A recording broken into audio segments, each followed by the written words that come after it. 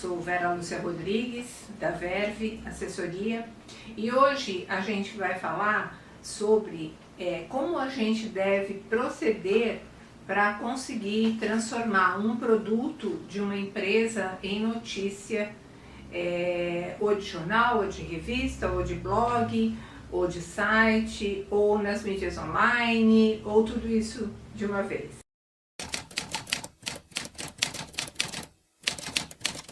Ou seja, como é que a gente pode fazer um release? Na verdade, a gente falou que ia dar 5 dicas matadoras de como fazer um release de sucesso, né?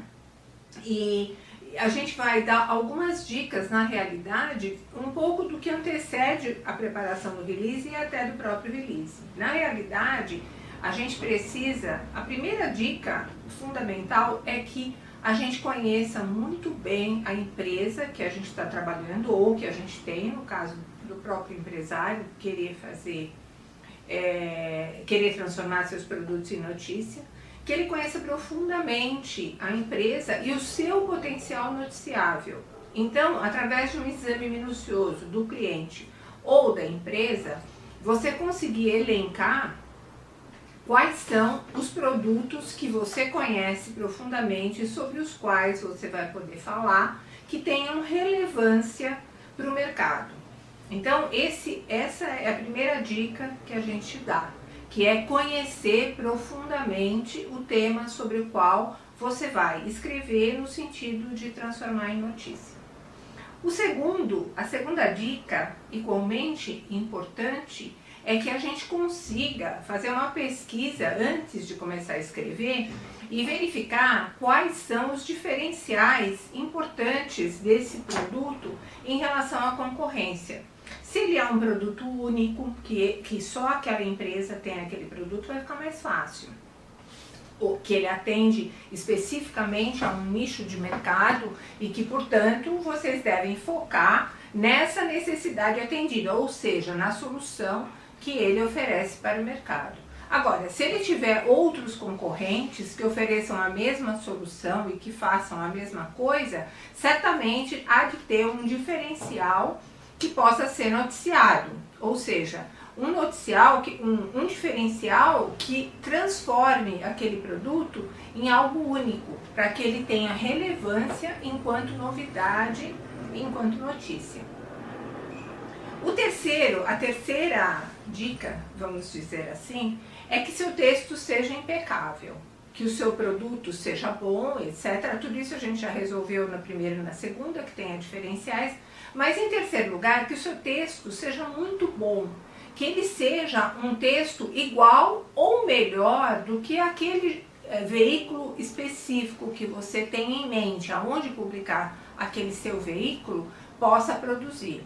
Então, não adianta você fazer uma coisa meia boca, não adianta você fazer uma coisa pela metade, você tem que procurar escrever um texto com começo, meio e fim, e dentro dos parâmetros e regras jornalísticas. Ou seja, o primeiro parágrafo necessariamente deve ter o que, onde, quando, como e por quê.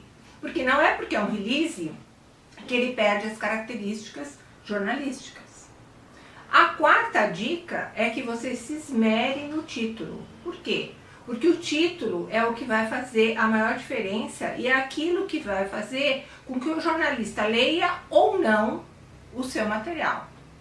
Então, se você fizer um título bobo, um título que não diz nada com nada, ou um título que tenha 3 linhas, que seja cumprido até de leitura de difícil compreensão, dificilmente o jornalista na redação vai olhar, porque todos nós sabemos que cada vez mais a vida nas redações é muito tumultuada.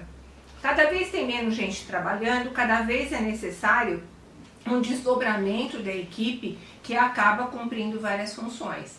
E olhar release nem sempre é uma coisa muito tranquila para as pessoas. Então, provavelmente, eles vão dar uma olhada na caixa de e-mail e vão selecionar o título que tem mais relevância, que é mais forte, que é mais contundente e que diz algo para ele. A quinta e última dica é que você envie sempre os seus textos para as redações num horário adequado, nunca em horário de fechamento. Não se deve mandar textos para ninguém no horário que eles estão trabalhando no fechamento da edição, sob pena de aí sim só ser visto no dia seguinte e provavelmente, na maioria das vezes, o dia seguinte já mudou, já não tem mais relevância, exceto se for uma matéria fria. Aí se for uma matéria fria não tem importância que fique para o dia seguinte. Mas o ideal é que sempre o e-mail chegue para o jornalista num horário que seja factível à sua leitura. Então, com essas 5 dicas, eu acredito que esteja dando para vocês um formato onde vocês possam elaborar uma das ferramentas importantes em assessoria de imprensa, que é o press release. Obviamente, com o tempo, esse press release foi adquirindo novos formatos e novas, como que eu vou dizer para vocês, novas necessidades. Então, dependendo do público-alvo que você quer atingir, ele pode ser um podcast, ele pode ser um vídeo, enfim, nós podemos falar no próximo vídeo sobre os vários formatos que o press release adquiriu ao longo do tempo e assim, falar um pouco também para vocês sobre pertinência editorial. O que é pertinência editorial? É você focar o texto que você vai produzir, o release que você vai produzir, de acordo com as características do veículo onde você quer publicar. Mas isso a gente fala semana que vem para vocês, sobre a pertinência editorial e sobre os novos formatos de press release, levando em conta o advento das mídias sociais, dos canais digitais e de toda essa mudança da comunicação 4.0 que a gente já tratou em outros vídeos e outros canais. Agora eu vou pedir para vocês não esquecerem de curtir o nosso vídeo, se inscrever no canal e se tiver alguma sugestão de tema, alguma dúvida, manda para esse e-mail que aparece aqui embaixo, imprensa01@grupoverve.com.br. A gente vai ter o maior prazer em responder para você e discutir temas que possam ser relevantes para você, para a sua comunidade, para a sua classe, para o seu professor, para quem você achar que deve. Muito obrigada e eu aguardo vocês na próxima semana.